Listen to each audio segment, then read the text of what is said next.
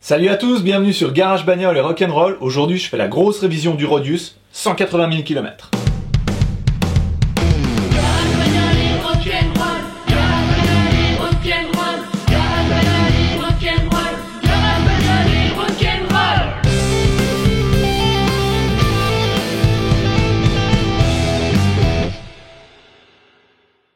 Le Sangyong Rodius est un 4 roues motrices, donc il y a beaucoup de choses à faire au niveau entretien. Comme j'arrive aux 180 000 km, je vais faire la vidange moteur bien sûr, je vais changer tous les filtres, donc filtre à air du moteur, filtre à gasoil, filtre à air de l'habitacle. Ensuite je vais vidanger la boîte de vitesse, là vous verrez il faut de l'huile de boîte de vitesse spéciale. Je vais vidanger la boîte de transfert, donc c'est la petite boîte de vitesse qui est derrière la boîte de vitesse automatique. Je vais en profiter pour changer l'huile de la direction assistée, et je vais terminer par la vidange des différentiels, autrement dit pont, et finalement graisser les arbres de transmission. Alors je vais étaler toutes ces opérations d'entretien sur plusieurs jours, et je commence aujourd'hui avec la vidange et je vais utiliser un nettoyant pré-vidange pour faire une vidange curative, full flush.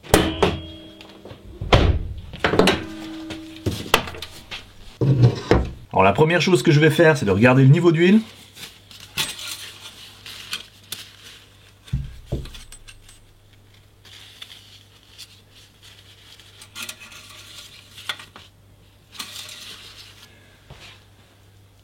Donc là vous voyez, je suis pile à la moitié entre les deux crans.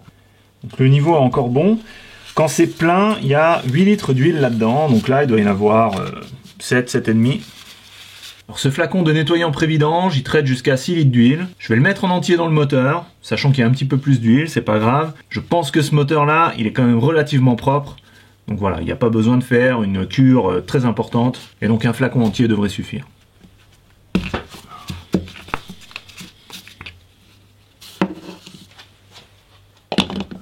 Alors je mets le produit, ça va, c'est pas ce qu'il y a de plus dur.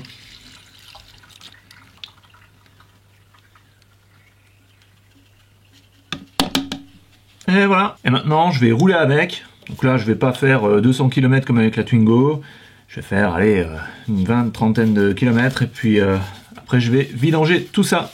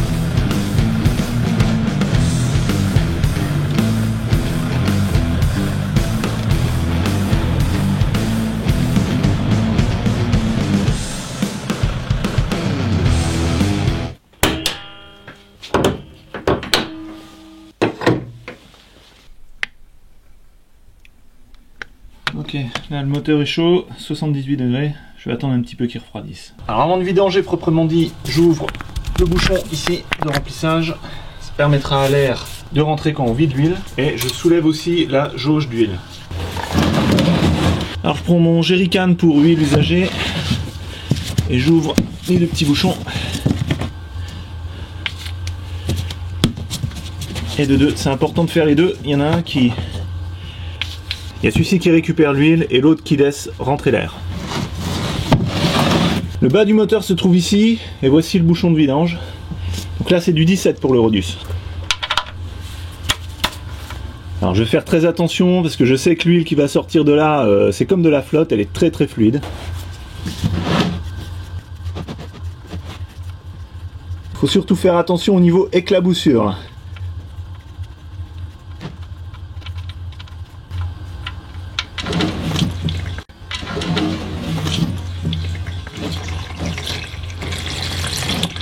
Nickel.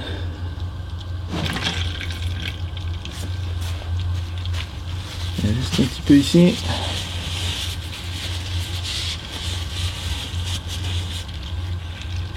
C'est 3 fois rien.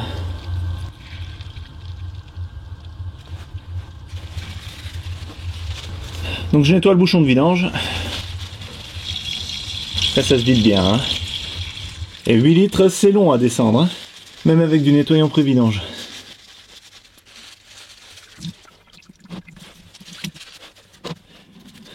Quel bouchon de vidange est propre. Maintenant je vais laisser couler un certain temps.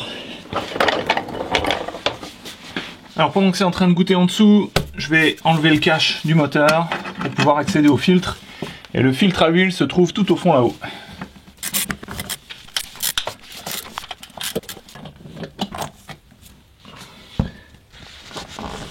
Et là vous pouvez voir qu'il y a pas mal de bébêtes qui sont venues piétiner ce cache. Les joies d'habiter à la campagne. Alors le filtre à huile sur ce moteur, il se cache tout au fond là-haut. Tout au fond, tout au fond, tout au fond. C'est le truc qu'il y a. C'est le truc qui se trouve ici sous une cloche en plastique. Pour le dévisser, j'utilise une cloche à filtre à huile avec une petite rallonge carrée et ma barre de distension. Et ensuite je glisse tout ça sur le filtre, sur le cache plastique du filtre à huile. Après j'ai plus qu'à dévisser.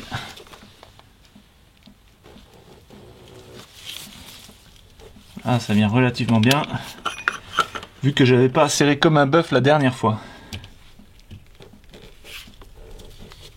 Donc faire attention au fil de masse qui est là, ne pas tirer dessus. On peut se retrouver avec des problèmes électriques étranges. Voilà. Donc à partir de là, je peux terminer à la main. Alors je prends pas mal de papier essuie-tout parce que ça risque de couler. Et je le mets en dessous. Voilà, donc il faut pousser sur le côté les lignes là d'aspiration en faisant attention à ne pas les débrancher.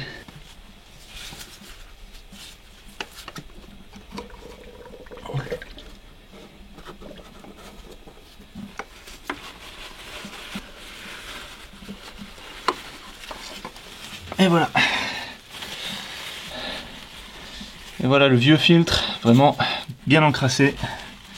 Alors tant que le bouchon de vidange est ouvert et que ça continue de goûter, je vais verser un petit peu de vieille huile. Alors c'est de la vieille 10W40. Premier prix, basse performance. Donc j'en verse un petit peu dans le moteur et ça va faire partir ce qui reste de vieille huile dans le moteur.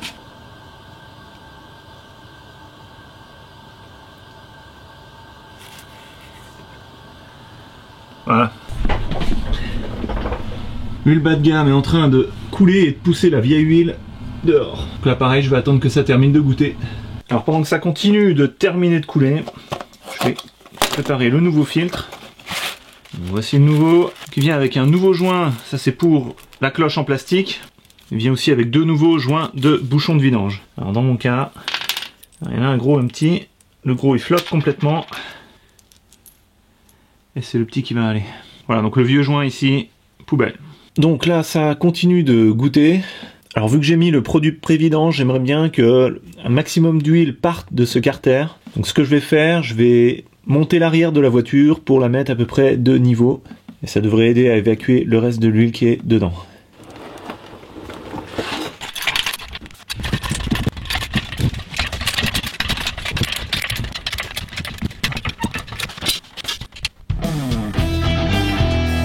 Donc nous voilà 24 heures après, ça a terminé de goûter, je vais pouvoir terminer la vidange.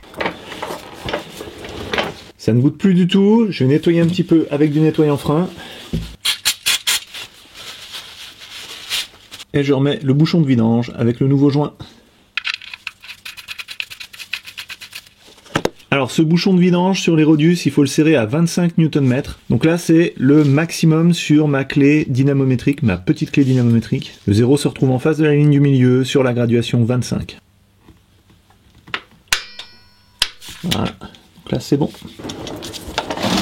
Ok, alors pour l'étape suivante, eh ben, je vais m'occuper du filtre. Donc je le sors de son logement. Là c'est clipsé. Et je vais nettoyer le couvercle avec du nettoyant frein.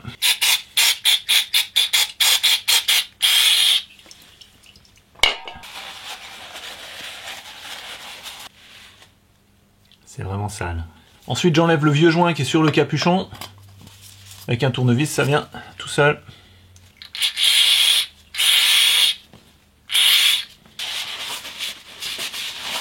Bien nettoyer la surface du joint. Voilà, et je mets en place le nouveau joint. Ok, maintenant je mets en place le nouveau filtre. Alors il y a un sens. De ce côté-ci il y a un trou et de l'autre il n'y en a pas. On met du même sens qu'on a enlevé l'ancien. Donc c'est-à-dire avec le côté où il n'y a pas de trou au fond et ça se clipse. Voilà. Alors d'habitude, avant de remettre en place le filtre, j'aime bien remplir le nouveau filtre avec de l'huile neuve. Mais avec ce type de filtre, c'est juste impossible. Donc je vais le remettre en place comme ça. Ok, alors là je vous ai installé aux premières loges dans le moteur. Donc première chose que je vais faire, c'est passer un coup de chiffon ici pour enlever la vieille huile. En particulier ici la surface de contact du joint. Voilà. Ensuite je prends un petit peu de vieille huile sur mon doigt et je la passe autour du joint ici pour pas monter le joint à sec. Ensuite je descends le joint dans son logement derrière les durites.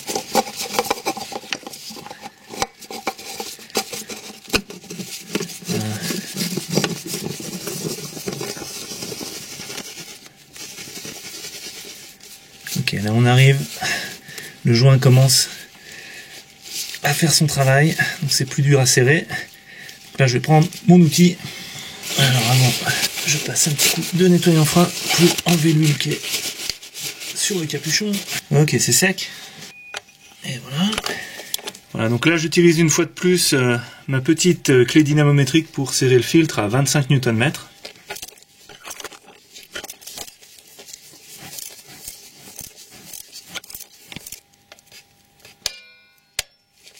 Et voilà, 25 Nm. Alors ici au niveau du bouchon du moteur, j'ai un petit peu d'huile qui est passée ici, donc je vais nettoyer le tour. On voit que c'est venu jusque là. Donc j'espère que mon bouchon est encore bon, en particulier j'espère que le joint là est encore bon, parce que c'est pas la première fois que je remarque ça. Donc une des raisons pour laquelle j'ai de l'huile qui sortirait par ici, c'est qu'il y a un petit peu trop de pression dans le moteur. Et peut-être ici le reniflard ne fait plus trop son travail, donc à vérifier, il faudra peut-être que je nettoie un petit coup la vanne qui est ici.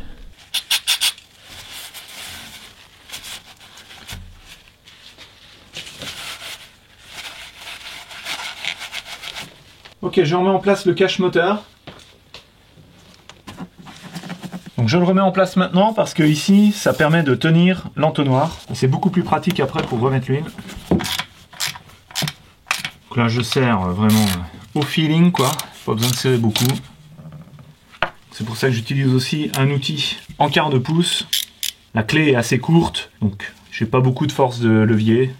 Pour des petites vis comme ça suffit. Et voilà, je mets en place mon entonnoir. Et je garde la jauge sortie. Voilà, et maintenant dans ce gros gourmand de moteur, je mets 8 litres d'huile.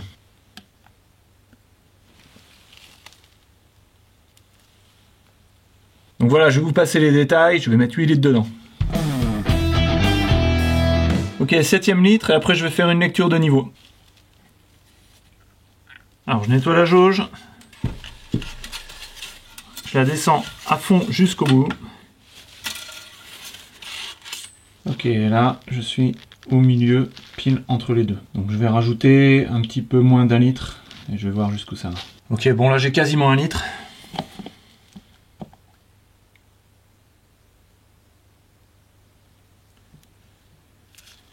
Donc je vais déjà mettre ça et voir où ça en est.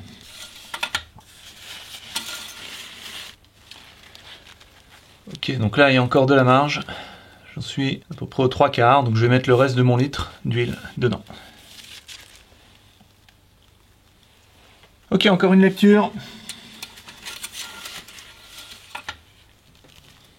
Donc là je suis pas encore au max. Donc là je vais suivre la procédure du manuel, c'est-à-dire que je vais faire tourner le moteur 1 minute. Ensuite je vais couper le contact, attendre 5 minutes que l'huile redescende et refaire une mesure. Donc pour faire tourner le moteur, je vais remettre le bouchon, donc je le nettoie bien. et je referme.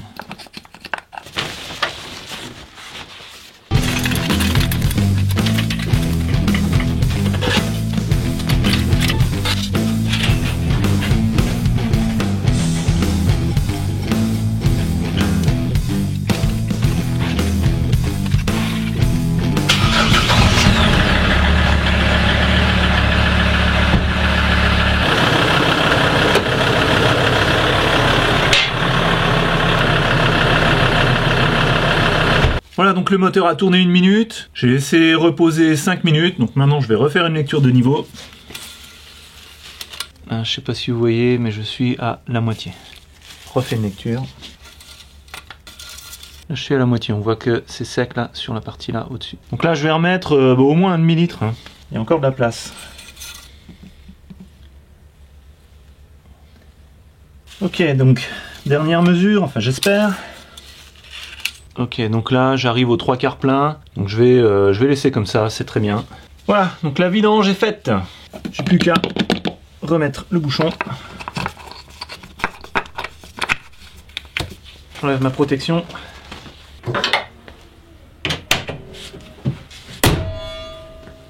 Voilà, la vidange est faite, on va pouvoir passer à la suite. Maintenant, pour vidanger les boîtes de vitesse, je soulève la voiture.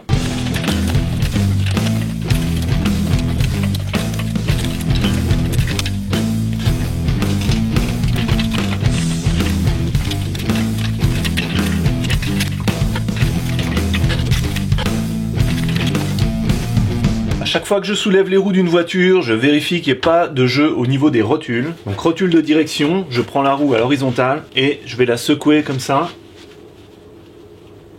Donc je sens aucun jeu, ça fait pas clic clic clic.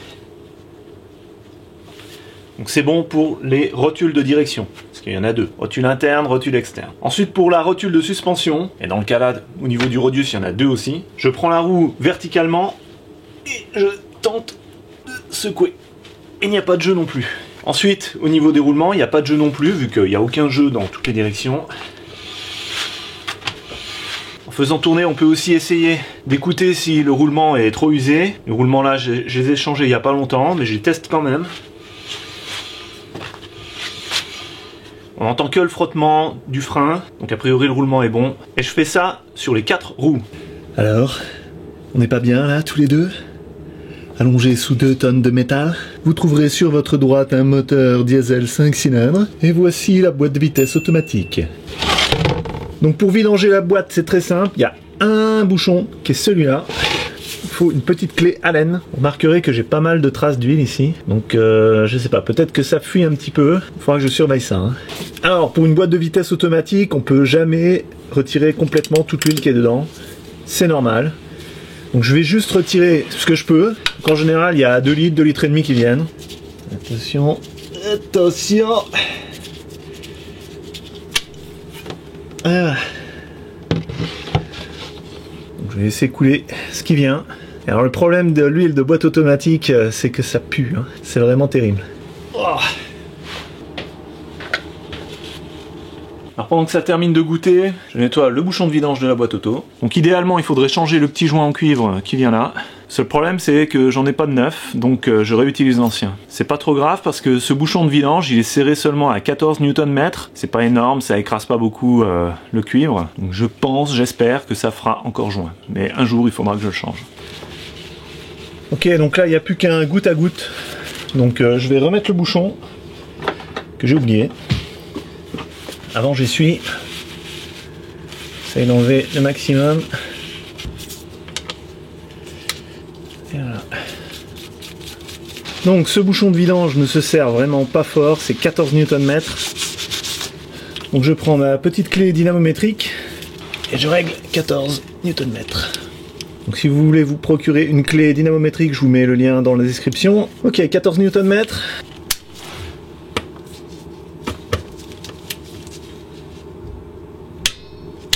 Voilà, donc c'est vraiment très peu. Et ça suffit. J'ai récupéré la vieille huile de la boîte de vitesse. Dans une bassine. Maintenant il va falloir remettre dans la boîte la même quantité d'huile. Alors comment je fais? C'est tout simple, j'ai un vieux bidon avec marqué ATF 134 dessus. Vous voyez que j'ai déjà mis des traits dessus. En fait, je remplis le bidon avec la vieille huile, je marque le niveau de la vieille huile. Ensuite je vais vider ce bidon avec la vieille huile à la déchetterie et je le remplis jusqu'au niveau que j'avais marqué avec de l'huile de boîte de vitesse neuve. Donc pour cette boîte de vitesse Mercedes, c'est la 722.6 je crois, il faut de l'ATF 134. Donc moi j'utilise celle-ci, Mobil ATF 134. Ok, donc je récupère la vieille huile. Voilà, le plus dur dans ce travail c'est vraiment l'odeur.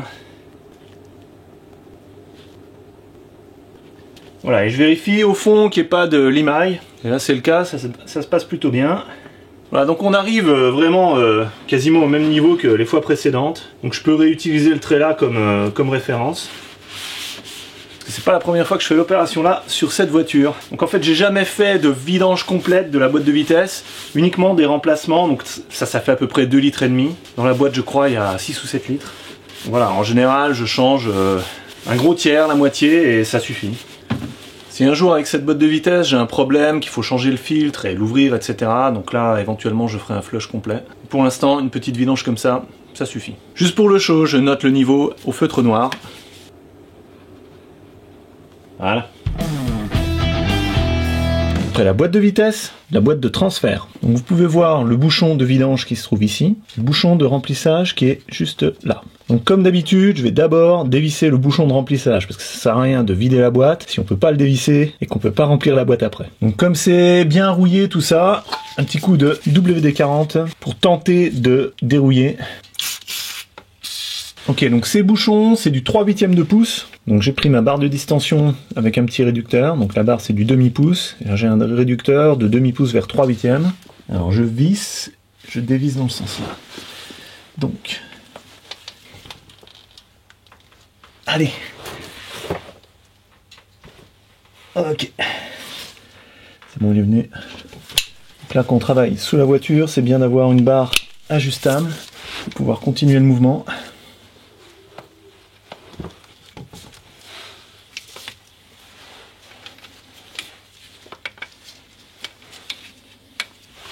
Voilà. Donc là c'est possible qu'il y ait un petit peu d'huile qui coule. Et c'est même bon signe, ça veut dire que il y a encore le niveau qui est fait. Donc voilà, l'huile n'a pas fuité par un joint quelque part. Donc ça c'est bien, c'est plutôt bon signe. Donc, comme d'habitude, je nettoie un coup le bouchon. Et je ne retrouve pas de particules métalliques dans le papier, ni sur le bouchon. Ok, donc autour du bouchon de vidage, okay, voilà, ça va pas être pratique, avec le truc qui goûte là, juste sous mon nez, je vais faire le tour et je vais dévisser de l'autre côté.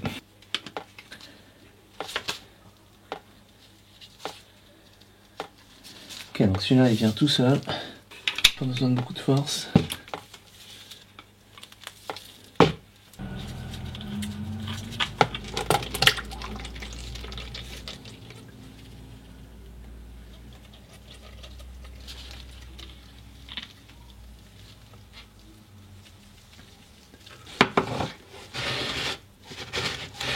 Et voilà.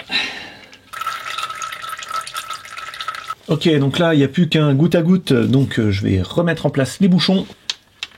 Donc d'abord le bouchon de vidange. Bien sûr, avant de remettre le bouchon de remplissage, eh bien je remplis la boîte.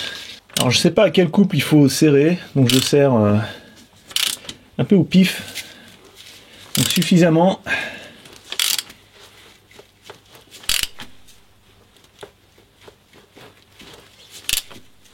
Voilà.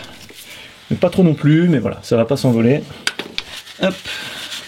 Et maintenant, je vais remplir avec de l'ATF type Dextron 3. Donc c'est de l'huile classique pour boîte de vitesse automatique. Pour le remplissage, c'est très simple, il suffit de remplir jusqu'à ce que ça commence à goûter ici. Parce qu'en fait, le niveau du bouchon de remplissage, eh ben, ça fait le niveau de la boîte.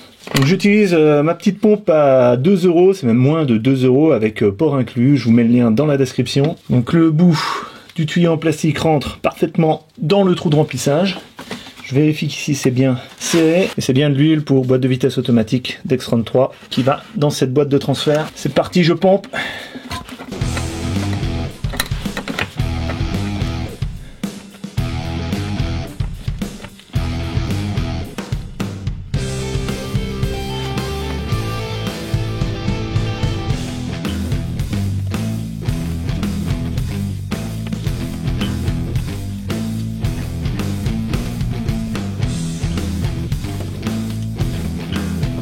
Ok. Là, on est arrivé au niveau.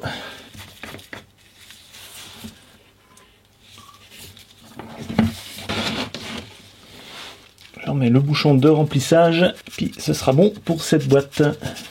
Après c'est pareil, je sais pas à combien il faut le serrer, donc je serre au jugé.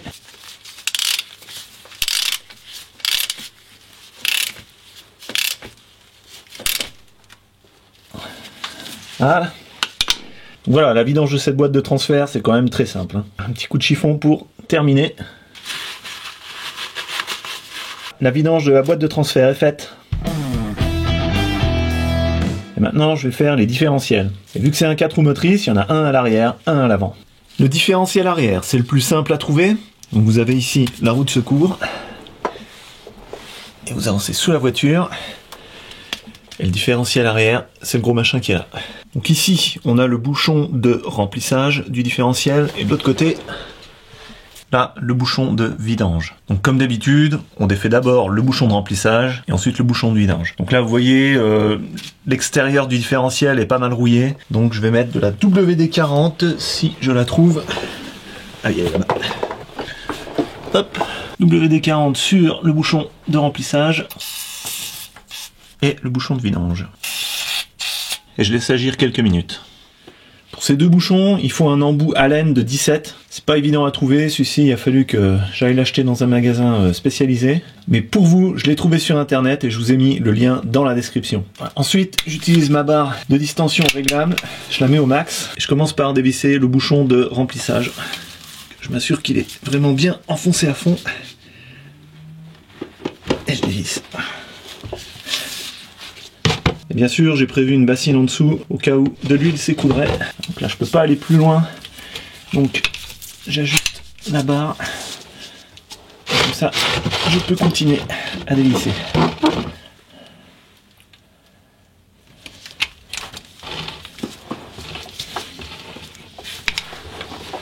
Voilà, il arrive un moment où on peut dévisser à la main.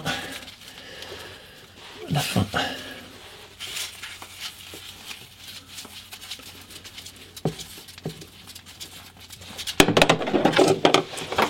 Ok, la bassine a aussi servi à récupérer le bouchon. Bonne nouvelle, il n'y a pas de particules de métal sur le bouchon. Bon, après je sais pas s'il est magnétique celui-là. Et sinon, autre bonne nouvelle, il y a de l'huile qui s'écoule. Je sais pas si vous voyez, il y a un tout petit filet d'huile là qui s'écoule. Donc ça veut dire que le niveau est encore au max dans ce différentiel. Donc ça veut dire qu'il n'y a pas eu de fuite. Parfois, il peut y avoir des fuites à ce niveau-là. Là, il y a un joint spi et de l'huile peut goûter. Et vous pouvez éventuellement avoir de l'huile qui glisse en dessous et qui goûte par ici. Donc là, il n'y a pas eu de fuite vu que le niveau est plein tel que je l'avais mis. Donc là, je suis plutôt content. C'est un bon signe. Ok, maintenant je vais faire l'autre côté, le bouchon de vidange. Et là, je viens de m'exploser le genou dans le radius, ça fait mal. Ok, là, je vais me dépêcher de dévisser ce bouchon de vidange et de faire la vidange, parce que je peux vous dire que l'odeur de l'huile du différentiel, c'est terrible. C'est presque aussi pire que l'huile de la boîte de vitesse automatique. Ok, alors, toujours ma bassine en dessous. Et là, je vais dévisser. Il faut que je remonte ça. Dernier cran.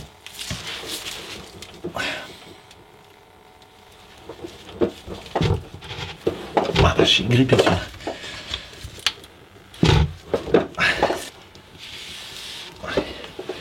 C'est bon. C'est bon. Voilà. Je pense que je peux terminer à la main maintenant. Ça risque de gicler pas mal.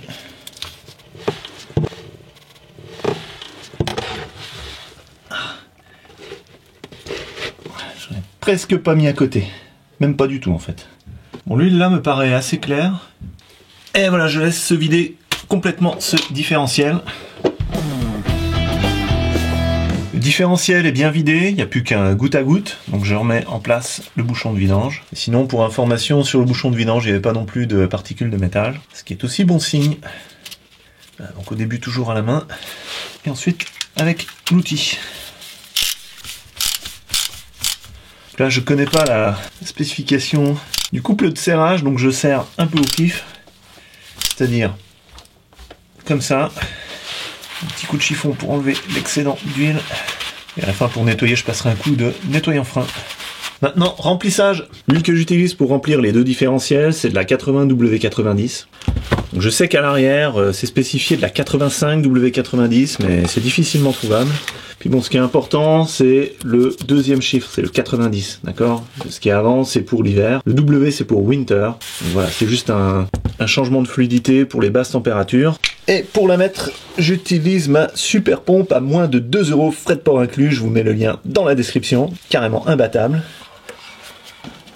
Bien vérifier que ça, c'est serré. On met le tuyau ici. Et je vais remplir jusqu'à ce que ça commence à goûter.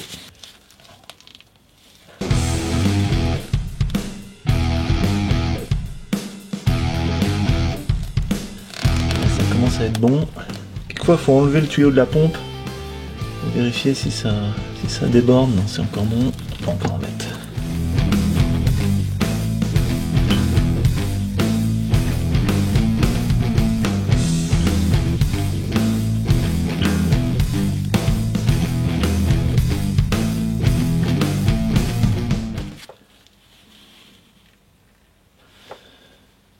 Ok, là ça coule franchement, donc j'arrête. Je dévisse pour libérer l'air. Et j'en mets en place le bouchon.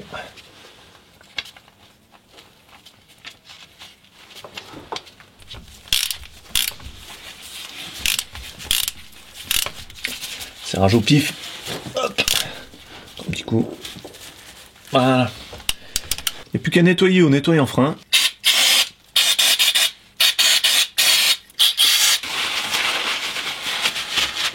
Et voilà, c'est propre et sec. Différentiel arrière terminé, je passe au différentiel avant. Le différentiel avant est lui aussi facile à trouver, donc ici vous avez le dessous du moteur, le carter moteur avec le bouchon de vidange de l'huile moteur, et le différentiel avant il est juste là, juste à côté. Et donc on a le bouchon ici de remplissage et le bouchon de vidange en dessous. Donc là, toujours pareil, un petit coup de WD-40. Et on laisse agir quelques minutes. Donc voilà la vieille huile de mon différentiel arrière. Je vais la vider dans mon bac de récupération pour l'emmener à la déchetterie. Et je ne l'ai pas mise directement dans le bac. Je l'ai mise d'abord dans cette bassine pour pouvoir vérifier s'il n'y a pas de particules de métal au fond. Ok, donc là l'huile est usée mais elle est vraiment propre. Il n'y a aucune particule de métal. C'est très bon signe, ça veut dire que le différentiel se porte bien. Ok, je commence par dévisser le bouchon de remplissage. Donc c'est une empreinte carrée de 3/8. C'est là que je suis content d'avoir une barre avec la tête pivotante. C'est pas évident d'accéder là. Ok.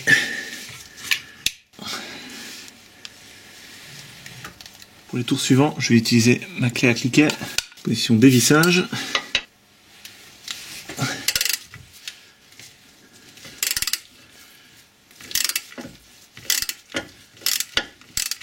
Terminé à la main et j'ai prévu ma bassine en dessous.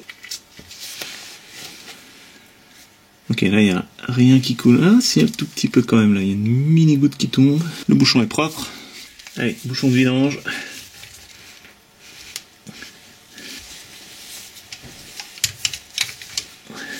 Voilà.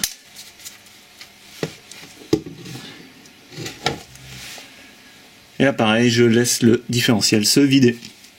Ok, alors là sur le bouchon du bas, j'ai trouvé des particules de métal. Voilà, là les engrenages du différentiel avant ont dû s'user un petit peu. Bon, la quantité est quand même assez minime. Voilà, je pense que ça va quand même. Voilà, c'était juste pour vous montrer. Le différentiel est maintenant complètement vidé, donc je vais le refermer en bas avec le bouchon de vidange. Alors le bouchon de vidange, c'est celui qui a un aimant. Alors maintenant que j'y pense, les bouchons du différentiel arrière n'ont pas d'aimant, il y a peut-être un aimant à l'intérieur même du différentiel, ce qui expliquerait qu'il n'y ait pas de particules de métal dans l'huile que j'ai vidangée. Ok, alors...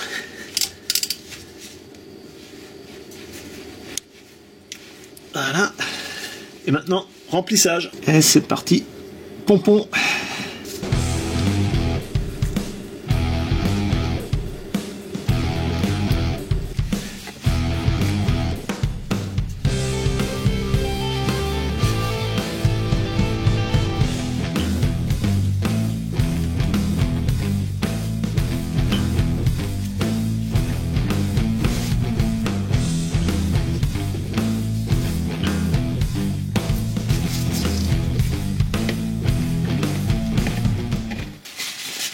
Donc là, c'est bon, le niveau est fait.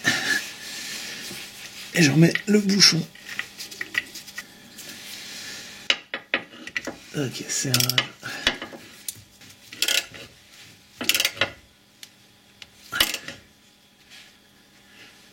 Ah.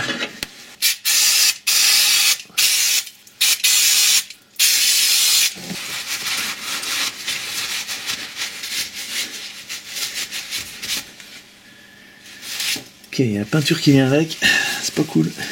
Et voilà, différentiel avant, terminé. Pour le graissage des arbres de transmission, je vais utiliser une pompe à graisse manuelle.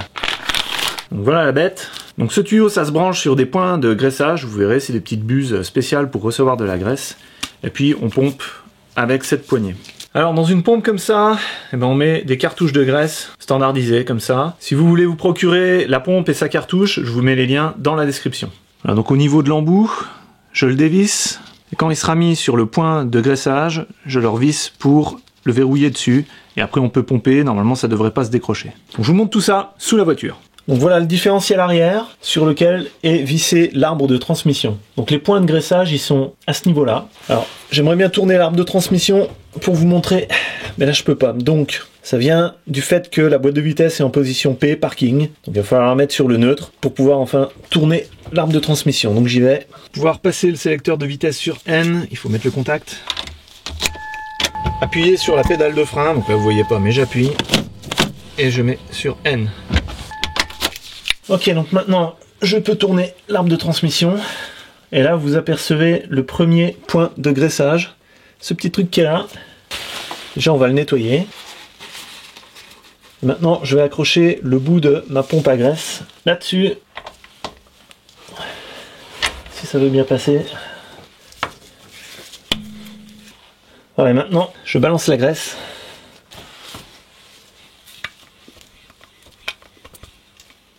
Ok.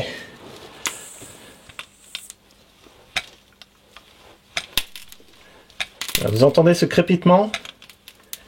Voilà. Donc là, on voit la vieille graisse qui sort. Voilà. Et j'en mets jusqu'à ce qu'il y ait la nouvelle graisse qui apparaisse. Donc c'est de la graisse de couleur vert clair. Voilà. Là c'est bon. Maintenant je décroche. Alors maintenant, j'enlève l'excédent avec du papier. Alors on voit bien que la nouvelle graisse a chassé l'ancienne.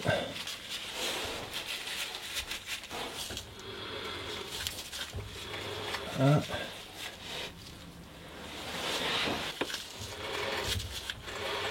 Le prochain point de graissage se trouve tout près de la boîte de transfert ici. C'est pas un point de graissage, c'est deux. Vous en avez un ici au milieu du cardan et un ici qui sert à graisser la partie là qui coulisse. Et là vous voyez que c'est tout sec, donc il est temps de graisser là. Donc pareil, je nettoie les points de graissage. Je branche la pompe.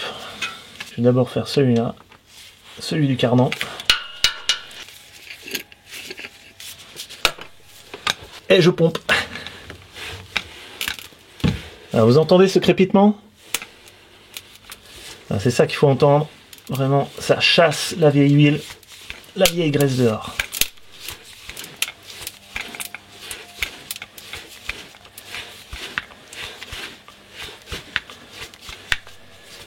Et voilà.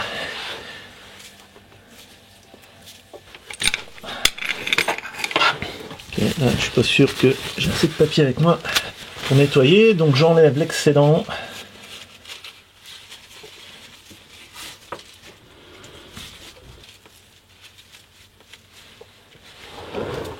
Alors cette partie-là de l'arbre de transmission qui coulisse, je ne sais pas comment elle s'appelle, mais ce que je sais, c'est que je vais la graisser. Si vous savez comment elle s'appelle, vous me le mettez dans les commentaires. Merci. Ok, le point de graissage se trouve ici. Je me connecte dessus. Et je pompe.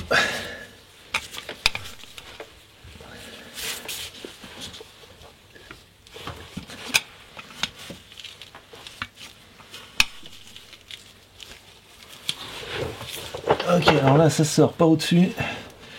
Je vais mettre le doigt. Parce que j'aimerais bien que la graisse sorte par là.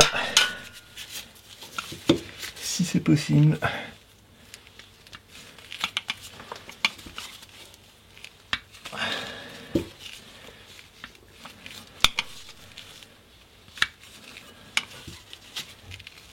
Ok, non, c'est pas possible.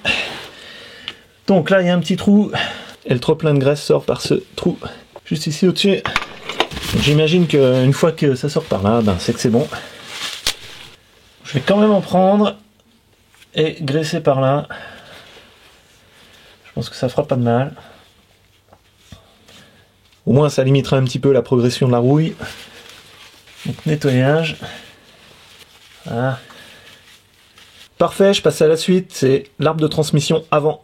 Donc pour l'arbre de transmission avant, le point de graissage qui se trouve près de la boîte de transfert, il est juste là, juste ici. Je sais pas si vous voyez, ouais, juste au bout de mon doigt. Il est un petit peu mal localisé. Je vais peut-être le tourner de manière à accéder de ce côté-là.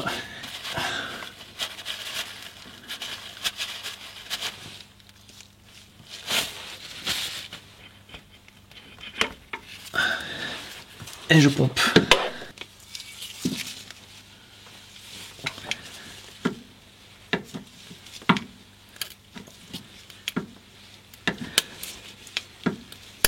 Voilà, ça crépite, c'est bien.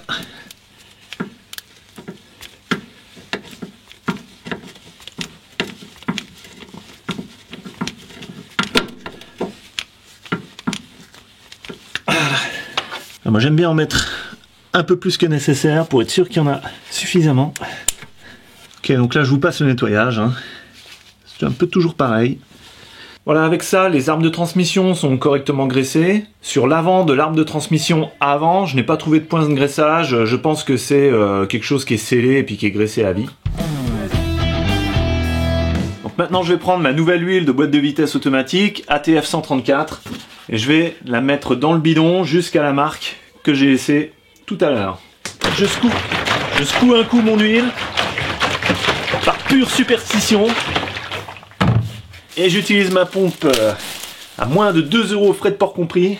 Je vous mets le lien dans la description. Allez, c'est parti.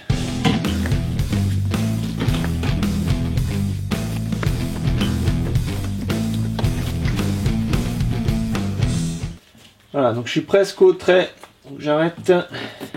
Là, j'ai dépassé le trait légèrement.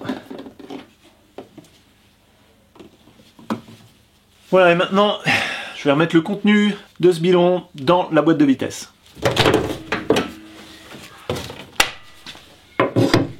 Donc voici l'orifice de remplissage de la boîte de vitesse automatique. Il y a un petit capuchon qui vient au-dessus. Alors si votre boîte automatique n'a jamais été vidangée, vous aurez un petit clip rouge qui se met là et qui verrouille le capuchon. Gardez-le, si vous l'enlevez, il va falloir l'enlever pour pouvoir sortir le bouchon. Hein. Donc gardez le petit clip rouge parce que vous pourrez le remettre après. Donc le mien il a été perdu suite à l'entretien dans la conception Sangyong qui s'en est occupé au début. Voilà, donc voilà le fameux bouchon. Attention, il ne faut pas le perdre, il faut bien vérifier ici qu'il n'y ait pas de saleté, il faut bien nettoyer le joint qui est autour. Pareil, on va mettre un petit coup de chiffon au niveau du tuyau ici pour être sûr qu'on ne va pas balancer des saletés dans la boîte de vitesse. Donc avec un papier.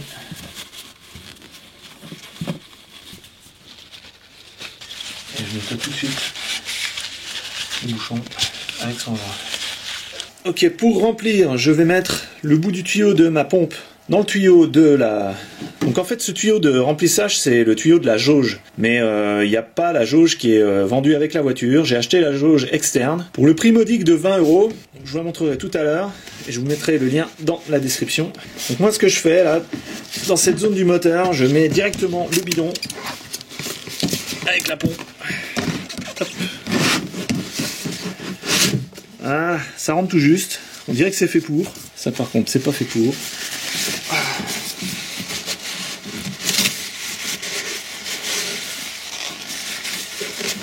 Ok.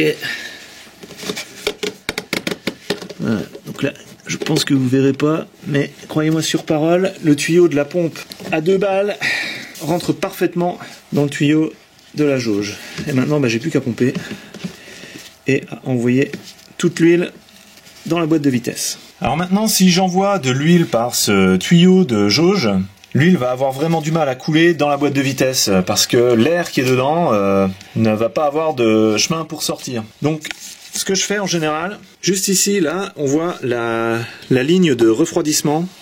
Je sais pas si vous voyez. Voilà, donc juste ici, on voit qu'il y a la ligne de refroidissement. Donc pas le tuyau qui est là-bas, ça c'est la climatisation, mais celui qui vient là et qui termine ici avec cette connexion au radiateur. Donc ça permet de refroidir l'huile de la boîte de vitesse. Donc ce que je fais en général, je dévisse cette connexion là dans le radiateur et puis ça permet à l'air de s'échapper par là. Donc c'est du 19. Voilà, j'utilise ma barre de distension pour le dévisser parce que c'est serré assez fort. Une fois que c'est desserré, ça vient facilement. Donc c'est une vis spéciale, il y a un trou dedans qui laisse passer l'huile en son centre. Voilà, donc moi je sors carrément la vis. Et c'est parti pour le remplissage de boîte. Voilà, donc faut vraiment y aller tranquillement, prendre son temps, laisser le temps à l'huile de s'écouler. Voilà, c'est une opération qui se fait vraiment zen. Voilà, donc là j'arrive à la fin du bidon. Ça a été assez rapide parce qu'une fois que le mouvement est enclenché, l'huile descend toute seule par effet siphon. Il n'y a plus besoin de pomper. Voilà, donc il en restera toujours un petit peu dans la pompe, ça sert à rien de se battre. Voilà, une fois que le tuyau est à peu près vidé comme ça, hop, je sors le bout. Et voilà. Je remets tout de suite la vis du radiateur. Hop. Et je serre avec ma clé dynamométrique à peu près à 40 Nm.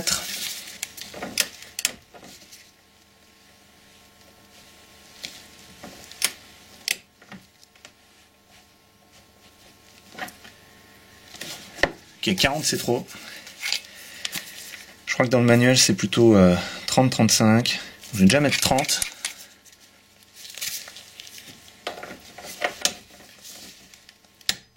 Voilà. Ok, donc 30 Nm, et je garde un œil dessus, si jamais ça fuit par là, je sais que c'est mon serrage qui est mauvais. Alors là, pour bien faire les choses, il faut avoir une jauge spéciale pour cette boîte de vitesse, 722.6. Voilà, moi je l'ai acheté, elle coûte cher, elle coûte 20 €, je vous mets le lien dans la description. Et il y a une procédure à suivre, il faut d'abord faire une lecture du niveau à froid, ensuite rouler une vingtaine de kilomètres pour amener le moteur à température chaude, donc 80 degrés, et puis faire une lecture à chaud. Donc je vous mets le lien vers le PDF de la procédure aussi dans la description. Si vous voulez pas acquérir la jauge, tout simplement remettez exactement la quantité d'huile que vous avez sortie avec ma technique du bidon, et puis normalement c'est bon, il ne devrait pas y avoir de problème. Donc moi j'ai fait comme ça pendant 2-3 vidanges. Maintenant j'ai acheté la jauge, alors je vais faire la procédure avec vous pour vérifier que le niveau est correct. Alors ça se fait d'abord avec une lecture à froid, normalement à 25 degrés. Donc là dans mon garage il fait moins de 25 degrés, mais c'est pas grave, je vais quand même faire une lecture à froid. Et ensuite il faut rouler 20 km pour faire chauffer le moteur. Voilà, donc sur cette jauge, il y a deux repères, un à froid et l'autre à chaud, avec chacun un mini et un maxi. Mini, maxi pour le chaud, mini, maxi pour le froid. Donc il y a même les températures qui sont marquées dessus, 25 degrés et 80 degrés Celsius. Donc cette jauge est universelle, elle est très grande, donc c'est normal quand je la mets dans le tuyau, ça sera normal qu'il y en ait un bon bout qui ressorte. Parce qu'en fait cette boîte de vitesse 722.6, elle a été installée sur beaucoup de véhicules, beaucoup de Mercedes, hein, puisque c'est une boîte Mercedes. Ok, première lecture du niveau à froid.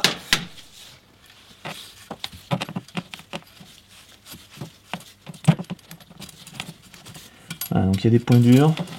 Et à un moment donné, ça devrait vraiment, on devrait sentir que ça touche le fond.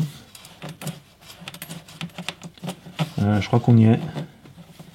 Voilà, donc vous voyez qu'il en reste quand même un bon bout. Alors, ça me dit quoi? Ça me dit qu'il y en a beaucoup trop.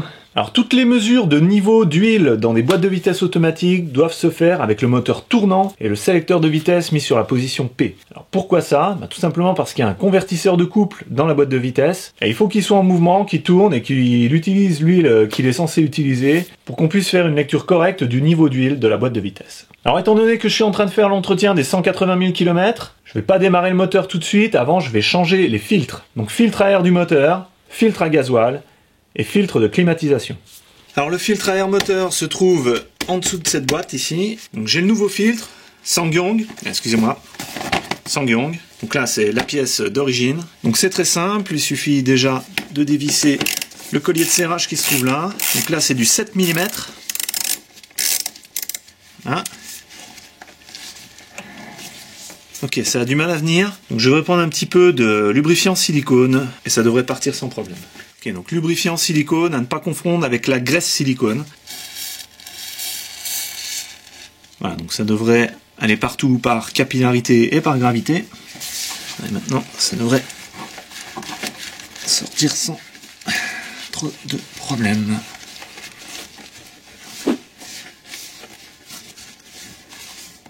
Le collier est peut-être encore un peu serré.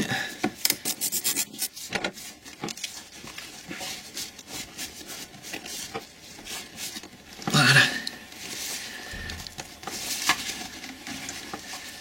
Ok.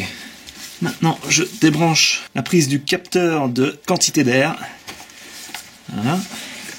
Et maintenant, j'ai 5 vis de 10 mm à dévisser.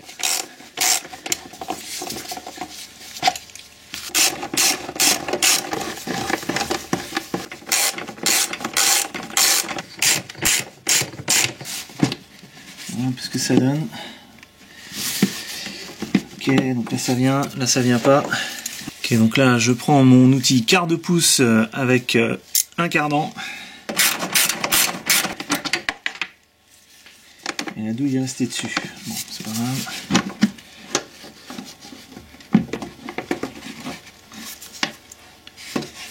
Voilà. Ok, donc ici l'intérieur est propre, parfait. Et voici l'ancien filtre.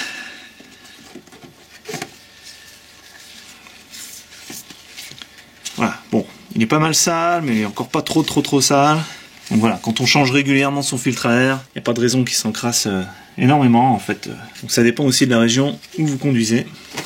Alors le nouveau filtre, qui lui est beaucoup plus propre.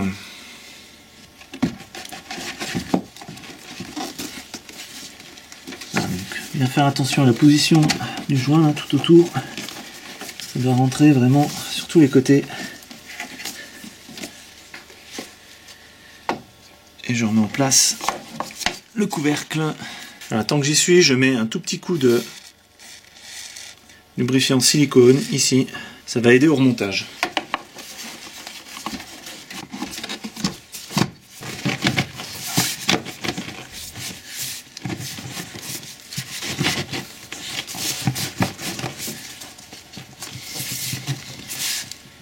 Ok, il n'y a plus qu'à revisser.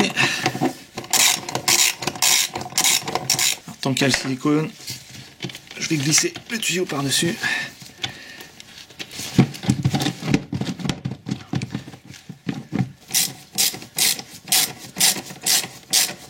Voilà, donc avec ces colliers de serrage, il ne faut pas les serrer trop fort. Donc tenez la poignée de votre outil au niveau de l'axe, comme ça, vous ne serrez pas trop fort.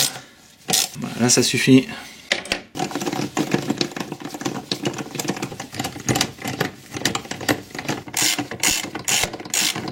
Bon, j'ai la vis là, moi, qui tourne dans le vide complètement. Là, ça n'accroche plus rien. Voilà, donc là aussi, pas besoin de serrer fort. Il faut juste que ça soit serré normalement.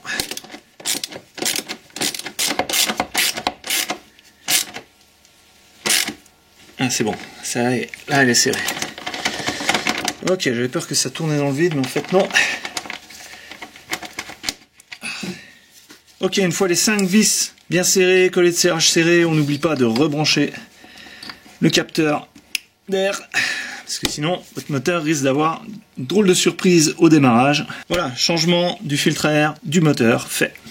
Alors comme je suis dans le compartiment moteur, j'ai vu qu'il n'y avait plus de liquide de lave-glace, donc j'en remets. Je remets toujours du liquide hiver, celui-ci il tient jusque moins 30, parce que l'hiver ça revient souvent,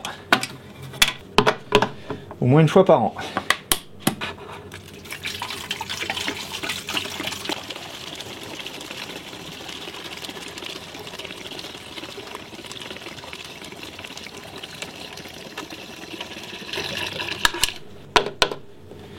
Voilà qui est fait. Sur le bouchon du réservoir de lave-glace, vous avez un petit trou ici. Vérifiez qu'il n'est pas bouché. Ça permet à l'air qui est dans le réservoir de pouvoir rentrer et sortir en fonction des variations de température.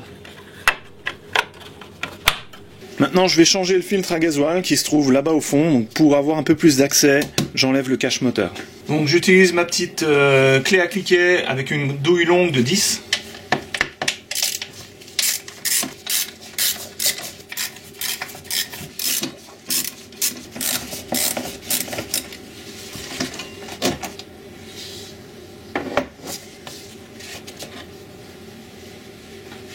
Alors voici le fameux filtre à gasoil. Ici on a la pompe d'amorçage de gasoil. Il faudra pomper pour réamorcer, renvoyer un petit peu de gasoil dans le filtre pour que le moteur puisse démarrer facilement. Donc ce filtre il est branché tout en dessous électriquement. Il y a une sonde de présence d'eau, donc il va falloir la débrancher. Et ensuite il va falloir débrancher les 3 tuyaux qui sont là. Donc ici le premier tuyau juste après la pompe, c'est ce qui vient du réservoir, ça passe dans le filtre. Le gasoil filtré sort par le deuxième tuyau qui est là et ça va dans la pompe à injection. Et ici le troisième c'est le tuyau de retour et ça repart vers le réservoir de gasoil. Alors comme il va y avoir sûrement du gasoil qui va couler quand je vais déconnecter les tuyaux, je mets un vieux torchon en dessous histoire de récupérer ce qui va couler. Voilà. Ok, donc vous voilà aux premières loges juste en dessous du filtre. Donc je vais d'abord débrancher la connexion électrique à la sonde de présence d'eau. Donc il faut appuyer sur cette petite languette ici et ensuite débrancher. Voilà, ça vient relativement facilement. Donc ensuite cette prise électrique importante, je la remonte et je l'accroche. Et je l'accroche ici dans les câbles là. Je l'accroche quelque part par ici dans les câbles. Si elle veut bien tenir. Voilà, donc elle est là. C'est vraiment pour éviter qu'elle se prenne du gasoil quand je vais maintenant déconnecter les tuyaux. Avec une pince, je vais enlever ici le support de la connexion électrique.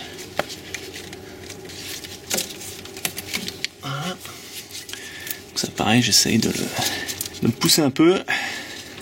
Les câbles sont vieux, ils commencent à craquer, donc je vais pas trop les tordre. Voilà, maintenant j'ai bien accès à mes 3 tuyaux. Donc il y a sûrement du gasoil sous pression là-dedans. Alors je rajoute du papier en dessous, j'ai vraiment pas envie qu'il y ait du gasoil qui coule partout là-dedans. Alors maintenant je vais essayer de débrancher celui-là. Donc je le tourne un petit peu pour pouvoir accéder à l'autre côté de la prise. Il y a un petit carré vert là, il faut appuyer des deux côtés. Voilà. Ok, de 1. Là ensuite je crois que le plus facile c'est de faire celui du retour. Donc très important, hein, c'est un travail à faire vraiment propre. Allez, allez. Voilà. Ok, donc là j'ai un peu de gasoil. Ça va, c'est vraiment peu. Ok. Voilà, maintenant il ne reste plus qu'à sortir le filtre. Donc là, il y a une petite languette ici. Je vais vous montrer sur le nouveau filtre la petite languette à pousser. Voilà, avec un tournevis, on peut y accéder. Et puis simplement, après, il faut soulever ce filtre. Voilà. Hop, ça vient. Donc il est assez lourd parce qu'il est rempli de gasoil. Voilà. Donc voici le nouveau filtre. Donc pareil, j'ai pris de la marque Sangyong. Là, si vous voulez le numéro de la pièce, elle est là. Made in Korea. Donc je laisse les bouchons dessus jusqu'au moment où je rebranche les connexions. Donc ici, on a la sonde de présence d'eau dans le gasoil. Et derrière, voilà la petite languette qu'il faut pousser pour pouvoir sortir l'ancien filtre. Ok, je mets en place le nouveau filtre. Il faut se frayer un chemin au travers des câbles et des tuyaux. Ensuite, il faut le remonter ici, aligné. Bien faire rentrer dans les trous et appuyer vers le bas, normalement ça va faire clic. Ça n'a pas fait.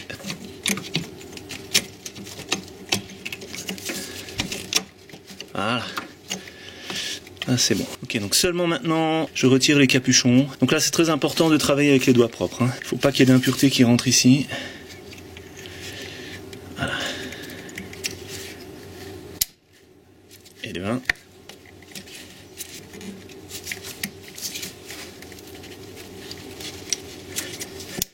Et de 2. Et de 3. Ok, maintenant je vais pouvoir enlever mon papier. Avec quelques gouttes de gasoil. Je rebranche la sonde. Voilà. Et je vérifie en tirant dessus que c'est vraiment bien clipsé. Là c'est bon. Je remets le support pour les câbles électriques. Peut-être avant de faire ça, comme j'ai un peu plus de place là, je vais réamorcer le circuit de gasoil. Donc je pompe 2, 3, 4, 5, 6, 7, 8, 9, 10.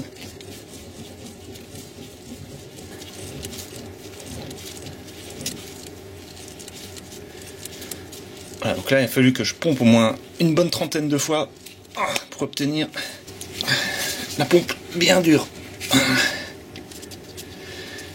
Ok, donc c'est très important de faire ça parce que votre pompe à haute pression, elle va pas supporter trop longtemps de tourner à vide avec juste de l'air. Hein. Donc il faut vraiment être sûr qu'elle est bien alimentée en fuel avant de démarrer. Voilà, donc j'ai plus qu'à remettre le support du câble électrique. Je vérifie une dernière fois que les tuyaux sont bien mis dedans et c'est bon. Et bien sûr, il faut pas que j'oublie mon torchon. Avec le vieux filtre à gasoil, je retire la partie qui est là, je la dévisse. C'est la sonde de détection de présence d'eau dans le gasoil. Voilà, normalement quand on achète un filtre, il y a une nouvelle sonde qui vient avec. Mais c'est possible que la nouvelle sonde du nouveau filtre ait un problème et reporte qu'il y a de l'eau dans le gasoil alors qu'en fait il n'y en a pas. Donc celle-ci, je sais qu'elle marche, elle peut peut-être encore servir. Donc je la garde et puis je la mets dans ma caisse de pièces détachées pour le Rhodus. Ok, maintenant changement du filtre d'habitacle, aussi connu sous le nom de filtre de climatisation. Donc il se trouve derrière la boîte à gants, donc il faut déjà vider tout le contenu de la boîte à gants. Ok, avec un peu de lumière vous voyez mieux, et moi aussi. Alors ensuite on va descendre la boîte à gants, donc ça se fait en déclipsant. Comme ça, de l'autre côté c'est pareil, voilà, avec les deux côtés déclipsés. La boîte à gants descend. Ok, derrière la boîte à gants, vous voyez ici, il y a un tiroir. Je vous cache la lumière, mais donc ici il y a un tiroir qu'il va falloir ouvrir. Donc, il y a une petite languette ici à gauche. Ah, c'est difficile de vous montrer là. Voilà, donc là c'est la languette du tiroir où se trouve le filtre. Et là, on peut tirer le filtre qui est en deux parties. Donc voilà. Première partie, vous voyez qu'il était temps que je le change celui-là. Il y a plein de feuilles. La deuxième partie se trouve tout au fond là-bas, donc je vais la coulisser. Voilà, je l'ai ramener ici vers l'avant. Maintenant je peux la tirer. Donc vous remarquez là, la flèche est vers le bas. Il va falloir remettre le nouveau filtre dans le même sens. Ok, donc celui-ci aussi, il est bien rempli, donc j'espère que j'ai pas fait trop tomber de petites feuilles comme ça, sinon après dans le ventilo ça fait du bruit. Alors, nouveau filtre. Ah, donc voilà, on retrouve ici les deux flèches vers le bas. Donc je vais mettre celui-ci comme ça. Hop. Donc je le mets à gauche et je le fais coulisser vers la droite. Voilà, vous le retrouvez tout au fond là-bas à droite. Maintenant, le deuxième.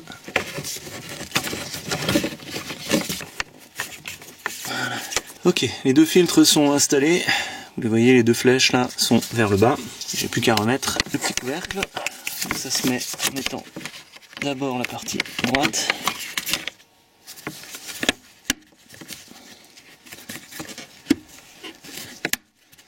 Ok, c'est clipsé correctement.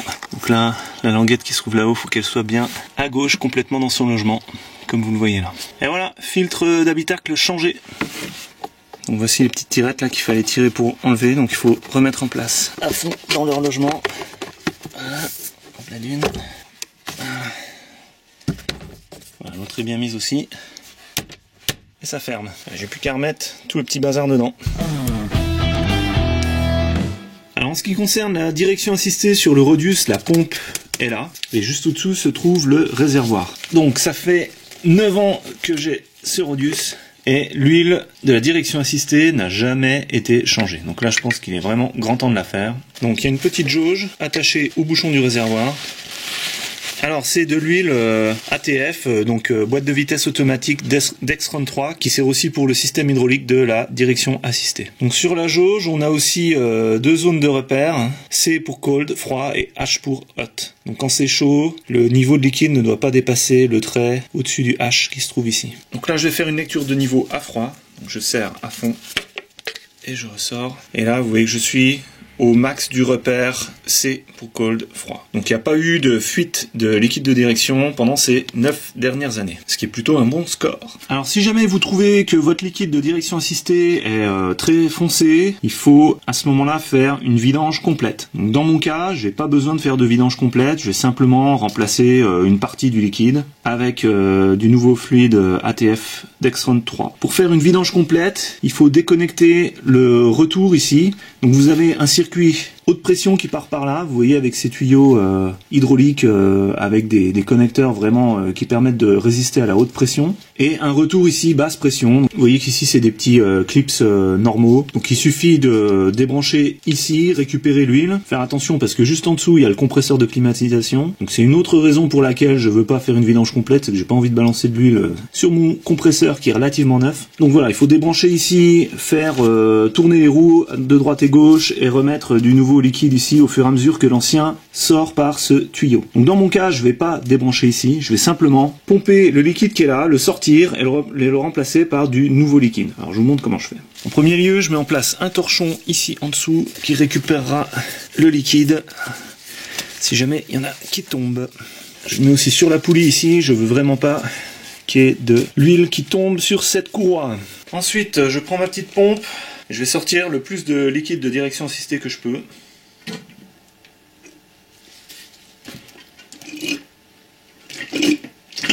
Maintenant, je vais tourner les roues pour remplir à nouveau le réservoir de liquide.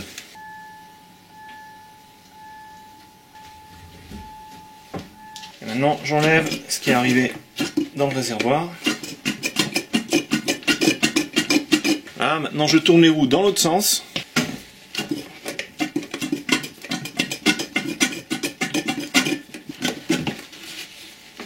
Ok, finalement je change d'idée, je vais faire une vidange complète parce qu'il y a 1,1 litre de liquide de direction assistée et j'en ai vraiment sorti très peu. Alors maintenant que j'ai vidé le réservoir avec ma pompe, je vais déconnecter le tuyau qui est ici. Donc je mets du papier pour récupérer de l'huile qui éventuellement coulerait. Là, donc j'essaye d'épargner le câble électrique qui se trouve là. Voilà. Ok, je prépare un petit récipient en plastique là pour récupérer ce qui va sûrement couler du fond du réservoir. Voilà.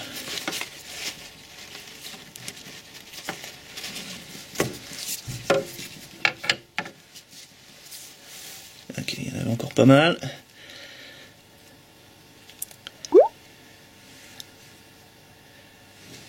Céline ? Tu m'as appelé ? Ouais, j'ai besoin de ton aide, viens voir. J'ai ça à vider. D'accord. Je vais Donc, le prendre, c'est pas dangereux. Tu peux... Non, c'est pas dangereux. Et tu le vides, tu vois, dans le seau vert là qui est par terre. Le jerrycan là. Dans le trou là direct ? Ouais. Je serai dans ta vidéo ? Non. À moins que tu veuilles, parce que là ça enregistrait quand même. Ouais. Ouais, je vais encore avoir besoin de toi, Céline. Tiens. Voilà, donc pour vider ce réservoir, il faut se faire aider de quelqu'un. Ok, là on arrive au bout. Du moins je l'espère.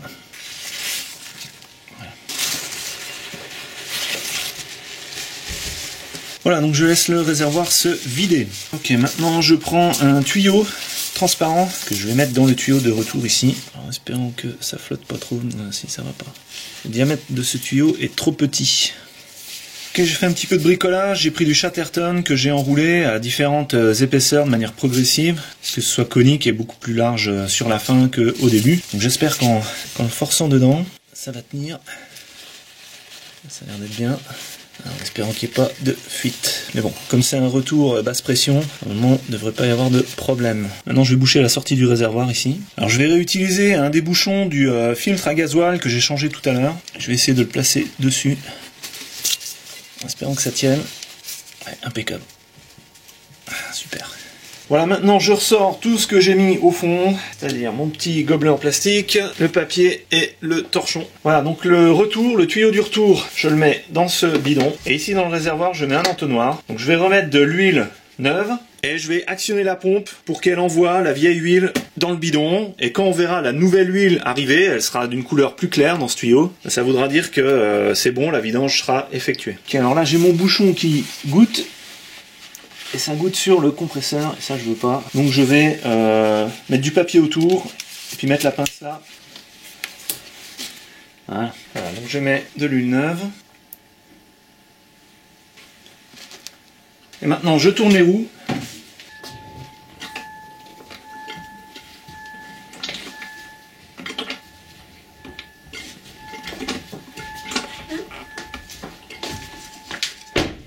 Ok, il y en a déjà pas mal qui est venu.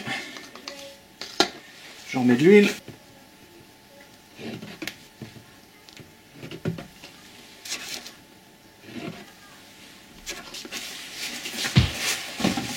Voilà, ce que je ne voulais pas qui arrive est arrivé. J'ai mis trop d'huile. Bon, ça va, ça a goûté à côté du compresseur. Bon, à la fin, je nettoierai tout ça avec du nettoyant frein. Voilà, je retourne les roues.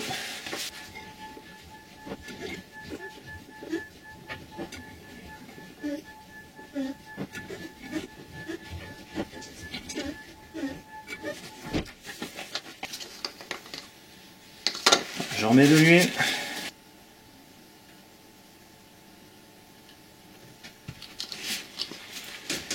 Je mets de l'huile ici.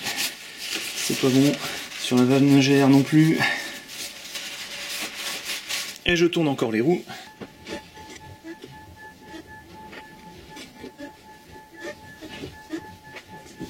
Voilà, donc là déjà le liquide est plus rouge, plus clair. Ce qui sort, ça commence à être correct. Donc on arrive à la fin.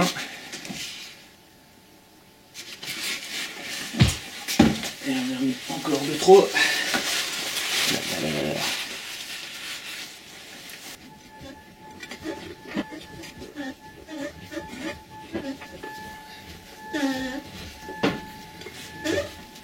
Voilà, donc là j'en ai suffisamment sorti. Donc je vais enlever mon tuyau transparent et je vais rebrancher le tuyau de retour sur le réservoir de la direction assistée. Ok, donc là mon truc avec la pince, ça n'a pas beaucoup aidé parce que ça continue à fuir.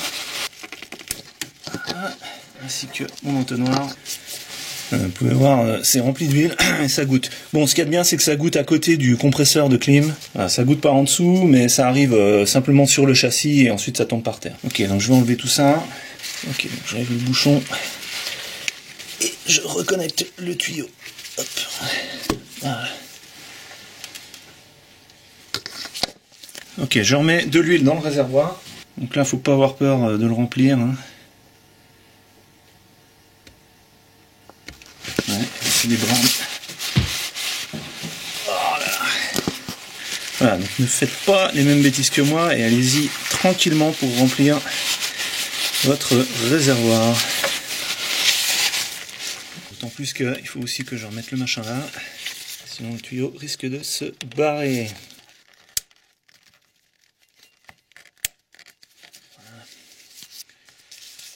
Voilà, je vais encore tourner un tout petit peu les roues de manière à faire baisser un peu le niveau ici.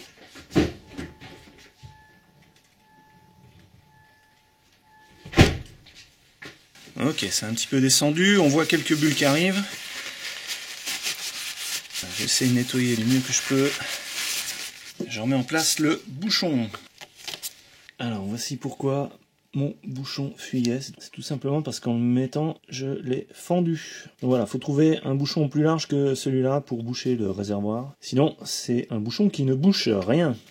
Le liquide de direction assistée est complètement renouvelé, donc maintenant je vais rouler avec la voiture en emportant mon bidon d'ATF et mon entonnoir, et je vais mesurer le niveau d'huile dans le réservoir et je vais faire la pointe si nécessaire. Ok, dernière chose à faire dans le compartiment moteur, c'est de vérifier les niveaux. Donc niveau de liquide de frein, je prends une lampe que je place derrière le réservoir, et là on voit clairement la hauteur de liquide de frein, donc le niveau max est là, le niveau mini est là. Donc là on est bon, il y en a suffisamment. Et le niveau de liquide de refroidissement qui se trouve ici, tout simplement. J'ouvre le bouchon.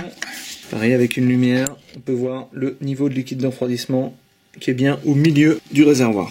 Donc avec ici les repères max et mini. Donc là le niveau il est pile au milieu. Un dernier contrôle visuel pour voir si j'ai pas oublié un outil qui se trimballerait là-dedans. Non, c'est bon, je remettrai le cache après, une fois que j'aurai fait le niveau de la boîte de vitesse automatique et le niveau de liquide de direction assistée. Je vais démarrer le moteur quelques secondes pour actionner la pompe de la direction assistée et ensuite je vais faire une lecture du niveau d'huile.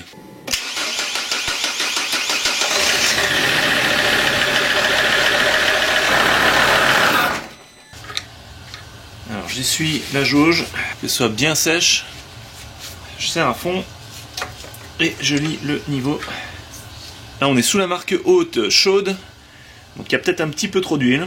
Donc maintenant ce que je vais faire, je vais redémarrer et puis je vais bouger un peu la voiture en faisant tourner les roues au maximum dans chaque direction, de manière à être sûr que l'huile fasse bien tout le tour et que ça purge d'éventuelles bulles d'air qui sont dans le circuit.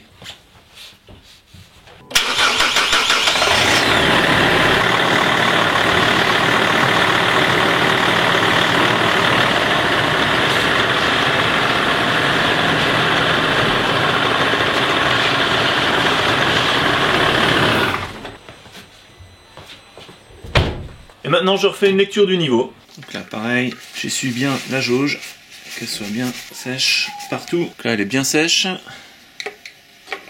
Ok, là je lis le niveau, et là c'est pareil. C'est toujours sur le haut de la marque chaude. Donc je vais retirer un petit peu d'huile, il faut que je descende jusqu'au haut de la marque froide. Voilà, donc le haut de la marque froide, c'est le deuxième en partant du haut, juste au-dessus du C.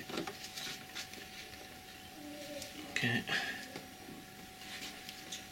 Donc je vais vraiment faire petit à petit, il n'y a pas besoin d'en enlever beaucoup. Voilà, donc déjà avec le peu que j'ai enlevé, je dépasse juste légèrement le trait du max. Donc je vais encore en enlever, mais vraiment une goutte. Voilà. Il y a toujours qui se barre à côté. Ok, donc là je suis pile au max du repère froid. Donc je vais laisser comme ça, c'est très bien. Et la vidange de la direction assistée est terminée.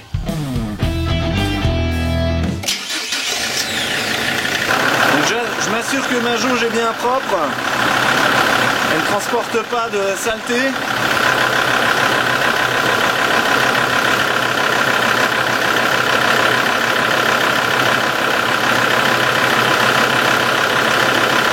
Ok, alors là j'ai le niveau qui est un petit peu haut.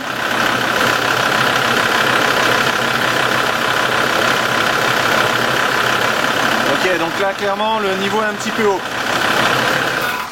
Alors le niveau d'huile de la boîte de vitesse est trop haut, c'est pas trop grave, c'est peut-être parce que j'ai pas passé les vitesses et du coup l'huile n'a pas passé dans tous les circuits. Donc je vais suivre la procédure, je vais rouler une vingtaine de kilomètres pour faire monter la température de la boîte jusqu'à 80 degrés et ensuite refaire une mesure à chaud. Alors d'après la procédure, une fois qu'on a roulé 20 km, il faut changer les vitesses, donc P, R, N, D et puis dans l'autre sens D, N, R.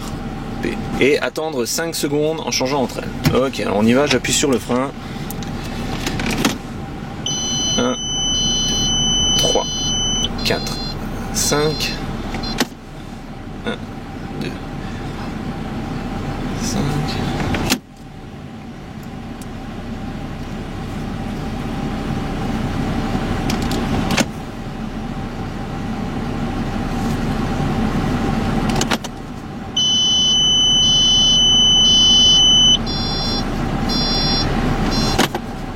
Et voilà. Ensuite ils disent attendre dans cette position environ 2 minutes, donc sur P, et ensuite on peut commencer à mesurer le niveau d'huile. Voilà, donc on est bien à température. Ok, donc là il y en a clairement de trop, on dépasse le niveau max, donc il va falloir que j'enlève de l'huile de la boîte. Je fais une deuxième mesure pour être sûr. Il y en a vraiment de trop, ça vient jusque là. Et ça devrait pas dépasser le trait qui est ici. Alors là j'ai laissé la voiture sur ses roues, j'avais pas envie de la lever. Donc je me suis préparé une petite bassine et je vais dévisser le bouchon de vidange et laisser couler un petit peu d'huile. Alors j'ai laissé refroidir un petit peu tout ça. Je sais pas si vous voyez, mais je suis redescendu à 30 degrés. La boîte de vitesse est à 30 degrés. Donc au moins je vais pas me brûler quand l'huile va couler. Et après ça me permettra de faire une bonne lecture à froid. Alors je prépare la bassine. Voilà, donc ce qu'il y a de bien avec ce bouchon de vidange, il est vraiment pas serré fort.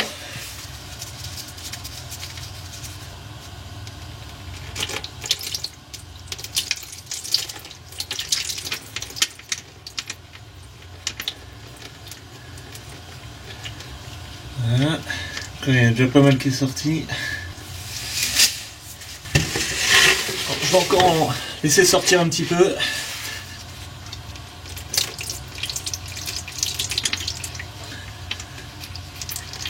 Voilà. Je vais déjà voir ça, mesurer à froid, voir ce que ça donne. Donc je serre à 14 Nm.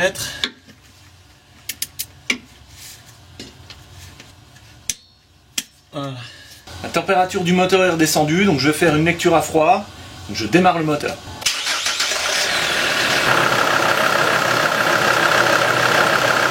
Ok, là j'en ai encore de trop. Donc je vais vider encore plus d'huile.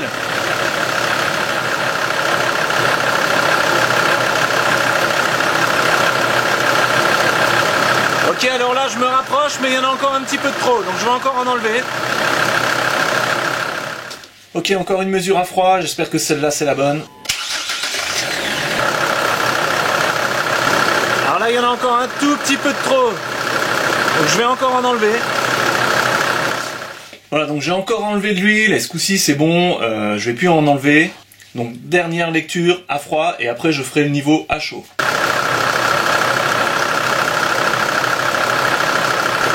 Ok, là je suis en dessous de la marque haute pour le froid, donc c'est bon. Maintenant je vais rouler avec la voiture et faire une lecture à chaud.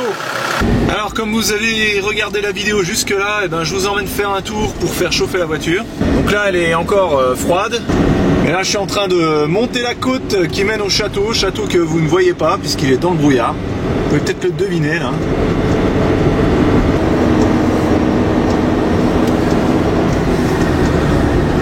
Les vitesses passent bien.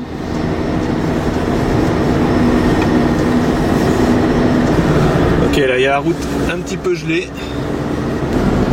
Ok, donc juste après la montée, le moteur est déjà chaud.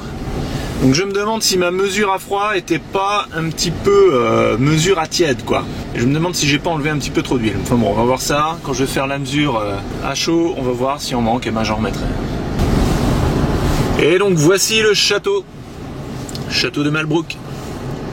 Et donc comme vous pouvez le voir, il y a du givre plein les arbres. On est le 31 décembre 2016. Alors je sais pas quand vous verrez cette vidéo, je sais pas quand je la publierai, sûrement quelque part au printemps ou en été 2017.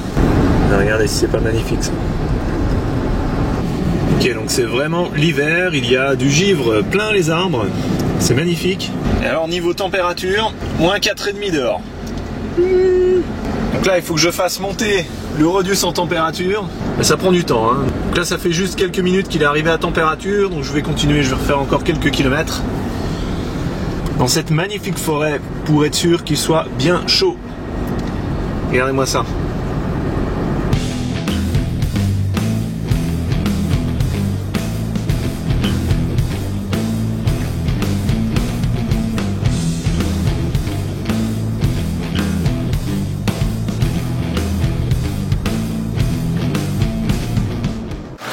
Ok, maintenant une lecture à chaud.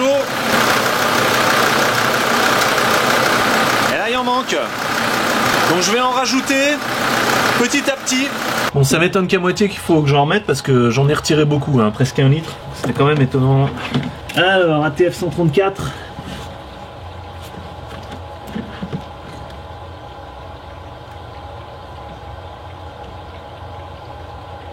Donc là, je mets l'huile vraiment doucement et je retire de temps en temps le tuyau pour que l'air puisse remplacer l'huile que je suis en train d'ajouter. Donc là, typiquement, de temps en temps, j'ai des bulles qui remontent. Voilà, suffit d'y aller vraiment tranquillement, sans mettre la pression.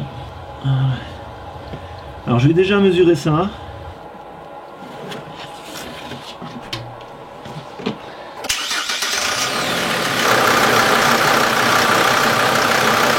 Je suis arrivé au niveau bas de la mesure chaude, donc je vais remettre de l'huile. Ok, j'ai remis encore un peu d'huile, mesure à chaud. Ok, là c'est impeccable, je suis juste en dessous du niveau haut pour la partie chaude. Allez, des deux côtés.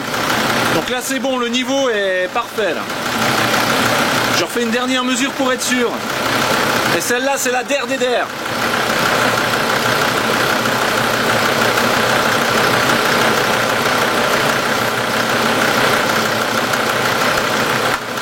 Voilà, donc là c'est vraiment parfait, on est juste en dessous du très haut pour le niveau chaud. Voilà, donc là c'est bon, c'est terminé, la vidange de la boîte de vitesse automatique est terminée. Donc surtout ne pas oublier de remettre le bouchon du tuyau de jauge de la boîte de vitesse parce que autrement il y a des impuretés qui vont rentrer dans la boîte de vitesse et là c'est vraiment mauvais. Donc bien sûr il faut le nettoyer, il faut nettoyer le joint et puis le reclipser dessus. Avant de remettre en place le cache moteur, je le nettoie un petit coup avec de l'eau savonneuse pour enlever les traces de pattes d'animaux sauvages.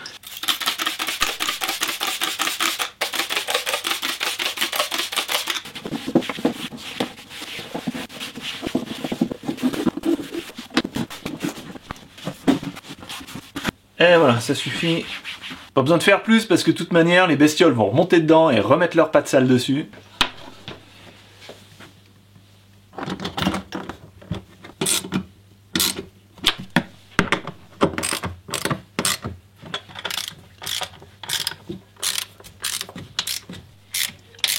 Voilà, pas besoin de serrer fort.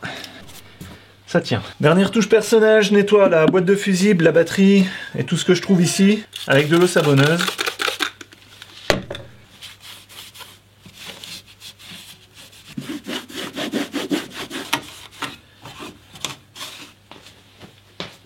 Et je fais aussi les joints, donc les joints qui sont là, là, et le joint du fond. Donc, les joints, c'est d'abord à l'eau savonneuse. Et ensuite, je passe du lubrifiant silicone.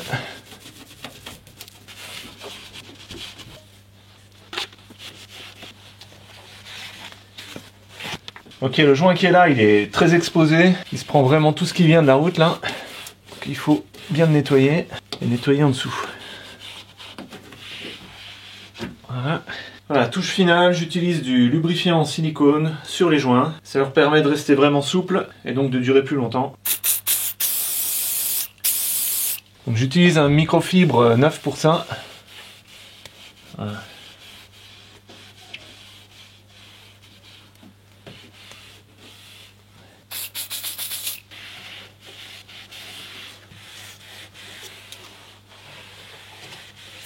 Et voilà.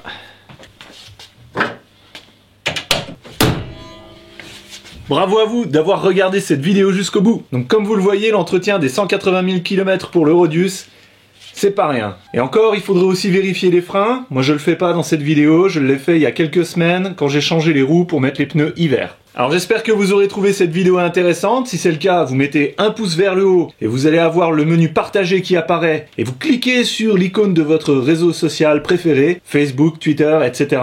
pour faire en sorte que vos amis et vos connaissances regardent aussi cette vidéo, parce qu'il y a de grandes chances qu'ils la trouvent intéressante aussi. Par contre, si vous trouvez que j'ai mal travaillé, vous me mettez un pouce vers le bas et vous m'expliquez dans les commentaires pourquoi. Ça me permettra de progresser et ça permettra aux autres de pas faire les mêmes erreurs que moi. Voilà, donc prenez bien soin de vos Rodius, ils le méritent parce qu'ils nous rendent de grands services. Si vous avez une voiture à 4 roues motrices, prenez-en soin aussi, il y a beaucoup plus d'entretien à faire que sur une voiture normale. Si vous voulez vous procurer les outils et les produits que j'ai utilisés dans cette vidéo, vous avez tous les liens dans la description. Allez, bonne vidange et bon graissage à tous, je vous dis à la prochaine, et rock'n'roll!